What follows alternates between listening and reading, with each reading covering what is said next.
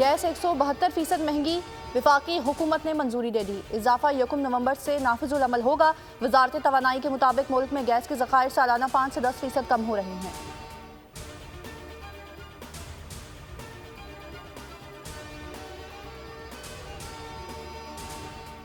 غیر ملکیوں کو واپسی کی ڈیڈ لائن ختم ہونے میں صرف 22 گھنٹے باقی۔ وزیر داخلہ سرفراز بگٹی کہتے ہیں 1 نومبر کے بعد پناہ دینے والوں کے خلاف بھی کارروائی ہوگی۔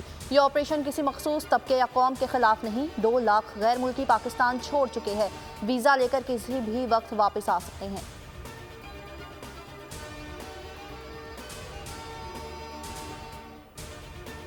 نواز شریف آج سے سیاسی سرگرمیوں کا آغاز کریں گے، جاتی عمرہ میں اہم اجلاس طلب۔ شہباز شریف، مریم نواز بھی شریک ہوں گی۔ عام انتخابات اور ٹکٹوں کی تقسیم پر مشاورت ہوگی۔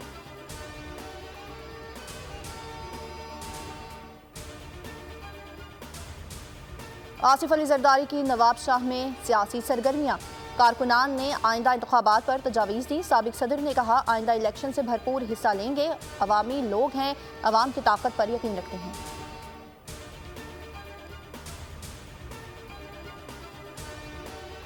پاکستان میں اس وقت عبوری جمہوریت ہے، مستحکم جمہوریت نہیں ہے۔ کسی کام میں تاخیر غیر آئینی عمل نہیں ہوتا۔ نگراں وزیر اعظم کی لمز یونیورسٹی میں گفتگو، کہا نگراں حکومت آئینی طریقے سے قیام میں آئی ہے۔ عام انتخابات کی تاریخ کا اعلان الیکشن کمیشن کرے گا۔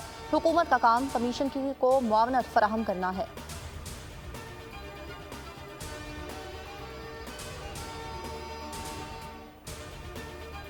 معروف مذہبی اسکالر مولانا طارق جمیل کے صاحبزادے عاصم جمیل کو آہوں سسکیوں میں سپرد خاک کیا گیا۔ آبائی شہر میاں چنو میں نماز جنازہ ادا کی گئی۔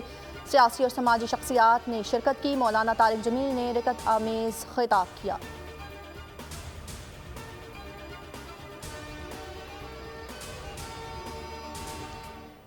غزہ پر اسرائیل کے وحشیانہ حملے، 8306 افراد شہید۔ مہذب دنیا دیکھتی رہی، شہداء میں کم سن بچوں کی تعداد 3457 تک جا پہنچی۔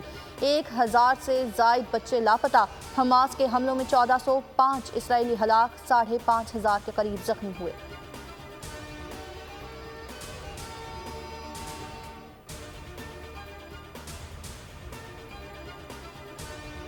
کرکٹ ورلڈ کپ میں بدترین ناکامی پر خاموشی پروقار، موقع ملتے ہی انضمام الحق نے اختیار کی راہ فرار کی۔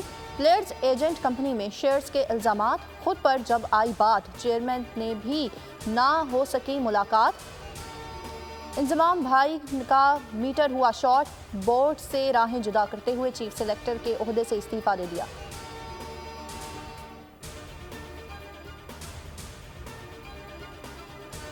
چیف سلیکٹر انضمام الحق کے 25% کمپنی میں شیئرز کا انکشاف۔ یہ کمپنی کیا ہے، کام کس طرح کرتی ہے، مفادات کا ٹکراؤ کیسے ہوا، خصوصی رپورٹ بلیٹن کا حصہ۔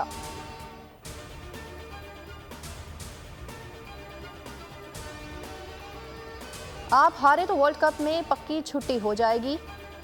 قومی کرکٹ ٹیم آج بنگلہ دیش کے خلاف میدان میں اترے گی۔ شاداب خان کی شرکت مشکوک، اسامہ میر اور فخر زمان کو چانس ملنے کا امکان۔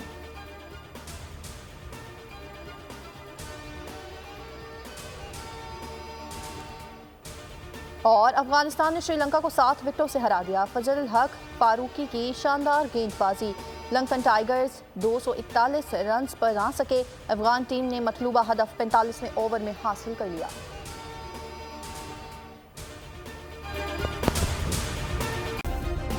سبسکرائب کریں اور بیل دبائیں تاکہ کوئی خبر رہ نہ جائے۔